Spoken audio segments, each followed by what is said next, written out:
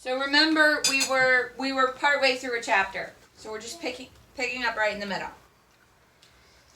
Ah, Sylvina, good morning, and to you as well, Master Oldive. Manoli knew it was Sorry. I kept on dropping the fork, I can't help it. Manoli knew it was impolite to stare at anyone and looked away as soon as she realized that she was staring, but Master Oldive required a long look. He was shorter than herself, but only because his head was awry on his neck. His great lean face tilted up from its permanent slant, and she had the impression of enormous dark eyes under very shaggy brows, taking in every detail of herself. I'm sorry, Master Robinson, have we interrupted you? Sylvina paused on the threshold indecisively. Yes and no. I don't think I've convinced Manoli, but that will take time. Meanwhile, we'll get on with the basics. We'll speak again, Manoli, said the harper. Go along with Master Oldive now. Let him do his best, or his worst, for you. She must play again, Oldive. The harper's smile as he gestured to Manoli to follow the man implied complete faith in his ability. And Sylvina, Manoli says the egg's safe enough for 4 or 5 days, but you'll please arrange to have someone, why not Sibel? He's got his egg to check too, doesn't he? And with Manoli here in the hall, Sylvina was saying as Master Oldive, ushering Manoli out of the room before him, closed the door. I'm to see to your feet as well, Sylvina tells me, was the man's comment as he indicated Manoli should lead the way to her room. The master's voice was unexpectedly deep, and while he might be shorter than herself in the torso, he'd as long a leg and an arm and matched her stride down the corridor. As he pushed wider her door, she realized that his stature was due to a terrible malformation of his spine. By my life, Oldive exclaimed, stopping abruptly as Manoli preceded him into the room. I thought for a moment you were as blighted as myself. It is a fire lizard on your shoulder, isn't it? He chuckled.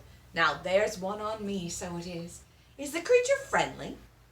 He peered up at Beauty, who chirped pleasantly back, since Oldive was patently addressing her. As long as I'm friendly to your Manoli, I take it. You'll have to write another verse of your fire lizard song, proving the rewards of kindness, he added, gesturing her to sit on the window side of the bed as he pulled up the stool. Oh, that's not my song, she said, removing her slippers. Master Oldive frowned. Not your song, but Master Robinson assigns it to you constantly. He rewrote it. He told me so. That's not unusual, and Master Oldive dismissed her protest.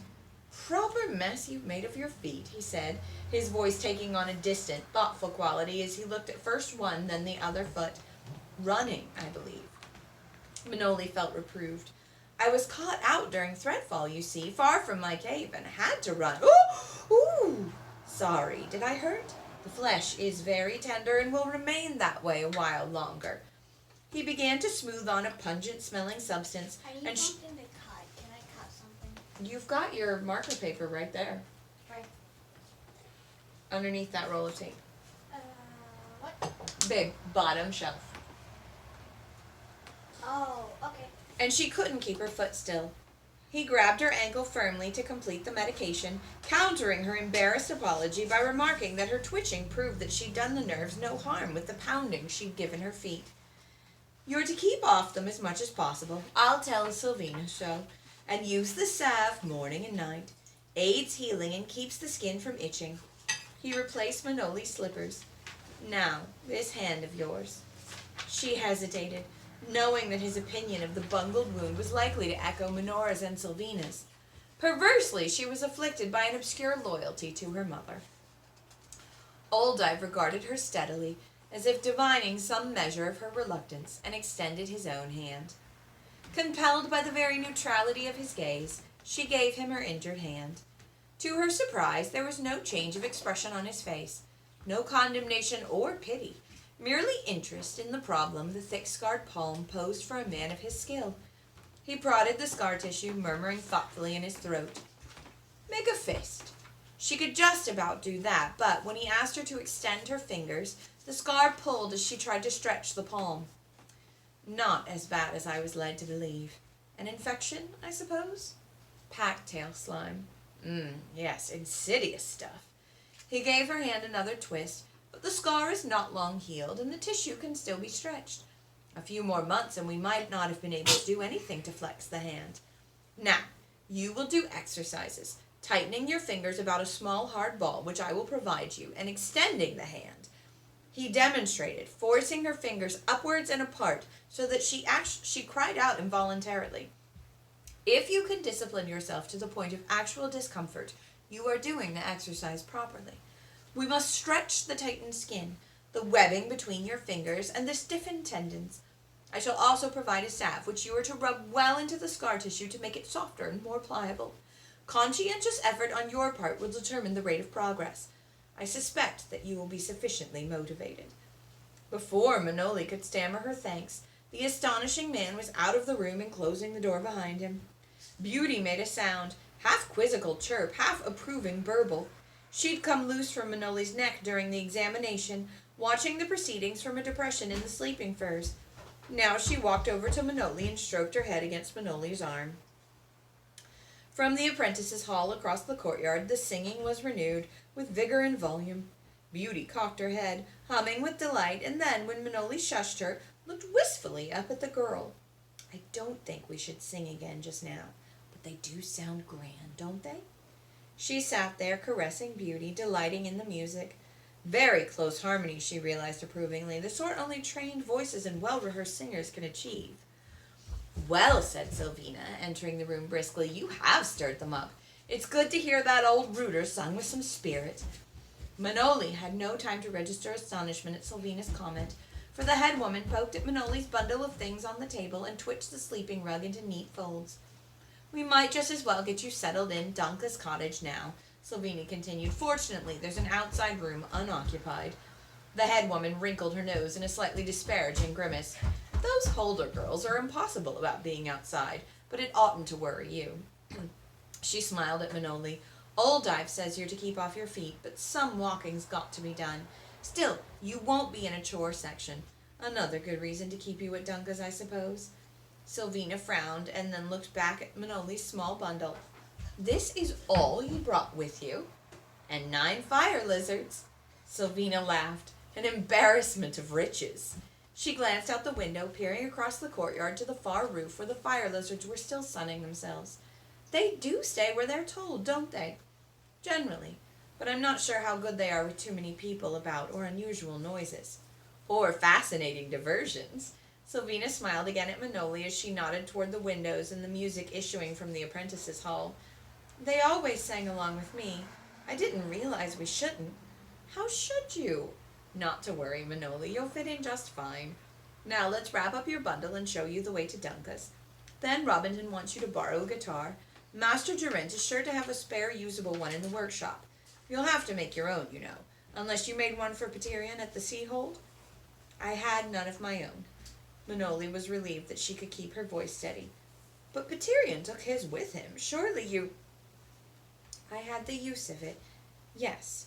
Manoli managed to keep her tone even as she rigidly suppressed the memory of how she had lost the use, of the beating her father had given her for forbidden tuning, playing her own songs.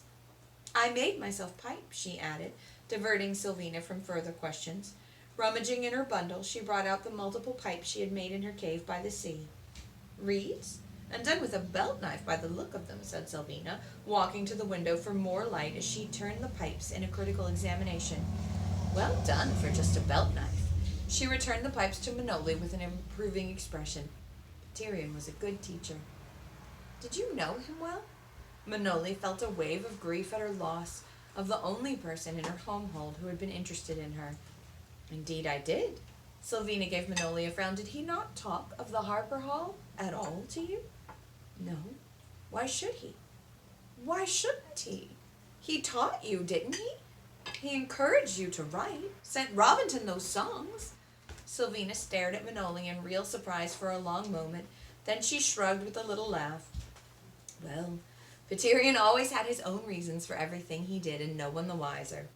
But he was a good man. Manoli nodded, unable for a moment to speak, berating herself for ever once doubting, during those lonely, miserable days at Half Circle after Peterian's death, that he'd done what he'd said he'd do, though the old Harper's mind had taken to wandering. Before I forget it, Sylvina said, how often do your fire lizards need to be fed? They're hungriest in the morning, though they eat any time. But maybe that was because I had to hunt and catch food for them and it took hours. The wild ones seem to have no trouble. Feed 'em once and they're always looking to you, is that it? Sylvina smiled to soften any implied criticism. The cooks throw all scraps into a big earthen jar in the cold room. Most of it goes to the watchwares, but I'll give orders that you're to have whatever you require. I don't mean to be a bother. Sylvina gave her such a look that Manoli broke off her attempt to apologize. Be sure that when you do bother me, I'll inform you, Sylvina grinned. Just ask any of the apprentices if I won't. Sylvina had been leading Manoli down the steps and out of the cliff hold of the Harper Hall as she talked.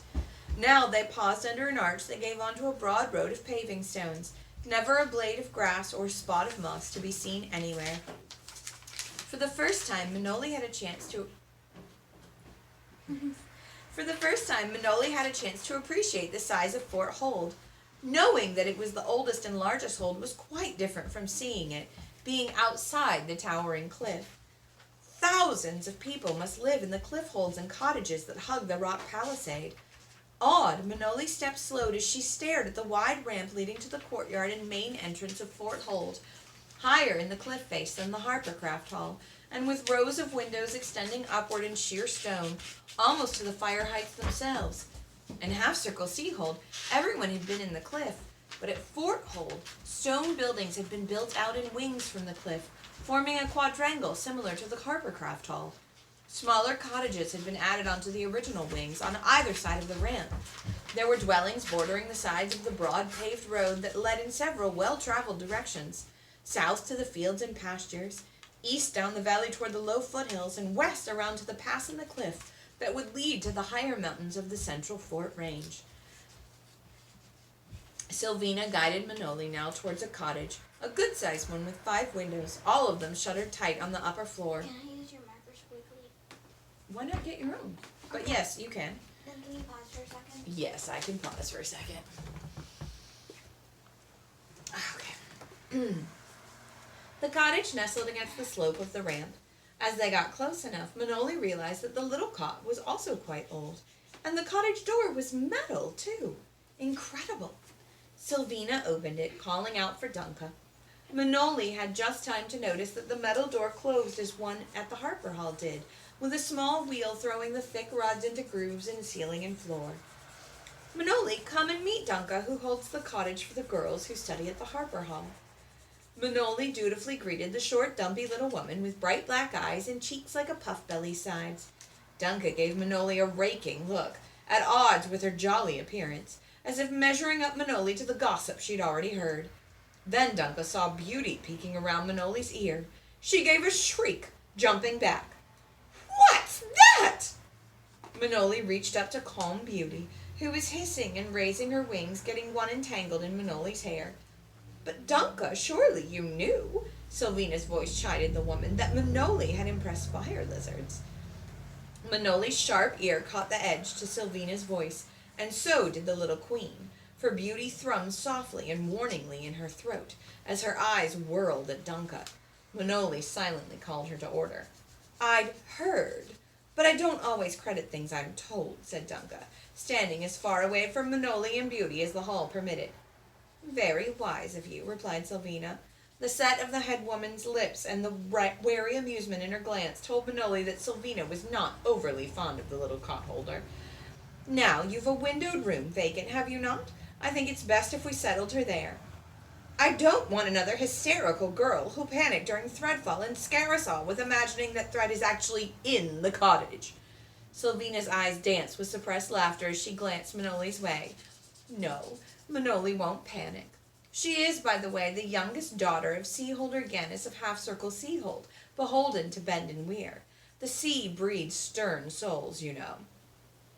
Dunca's bright little eyes were almost lost in the folds of her eye flash as she peered up at Manoli. So you knew Paterian, did you? Yes, I did, Dunca. The cot-holder gave a disgusted snort and turned so quickly her full skirt followed in hasty swirls as she made for the stone steps carved into the wall at the back of the hallway. Manoli feels the same way about Paterian. She feels what way?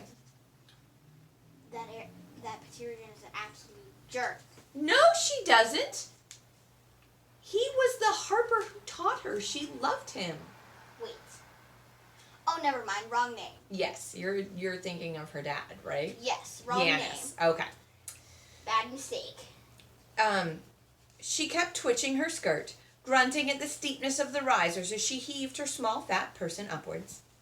2 narrow corridors, lit at either end by dimming glows, went left and right from the stairwell. Dunca turned right, led them to the far end, and threw open the last door on the outside.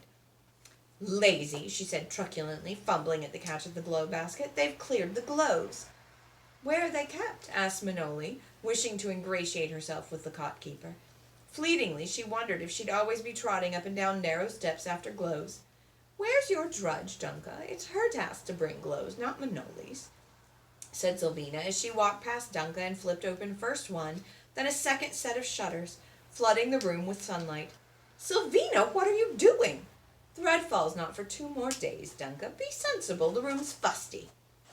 Dunca's answer was a shriek as the other fire lizards swooped in through the open window, diving about the room, chittering excitedly.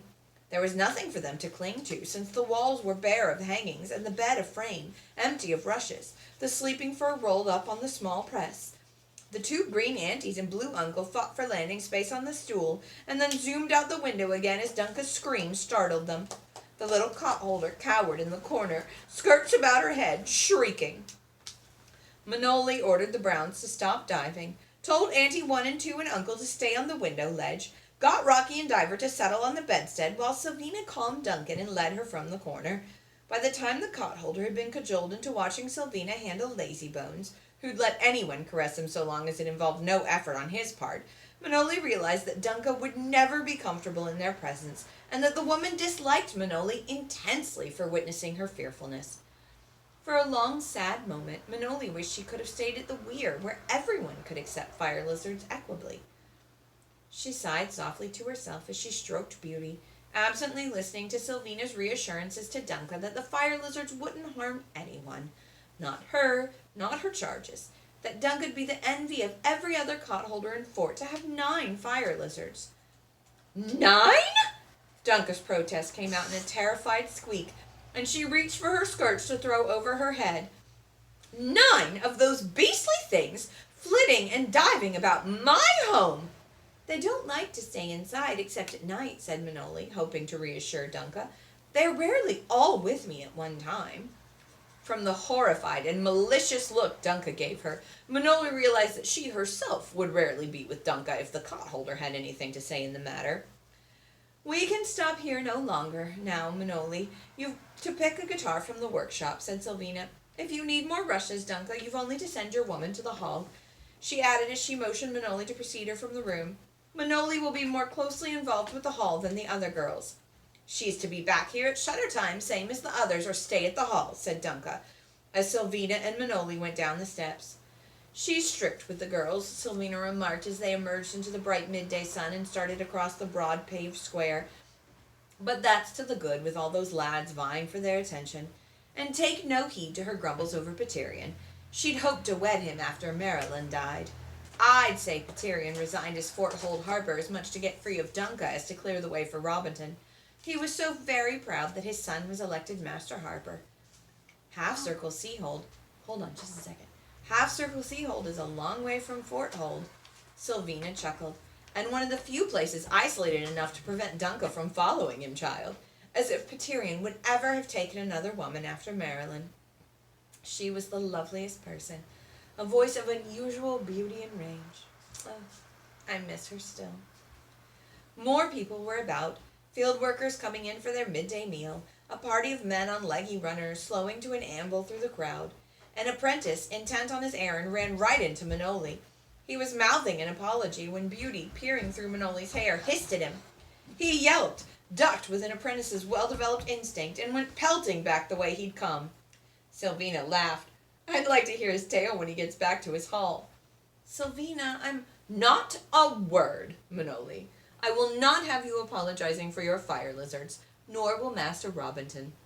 There will always be fools in the world like Dunca, fearful of anything new or strange. They had entered the archway of the Harper Hall. Through that door, across the stair hall, and you'll find the workshop. Master Durant is in charge. He'll find you an instrument so you can play for Master Dominic. He'll meet you there." With an encouraging pat and a smile, Sylvina left her. Okay.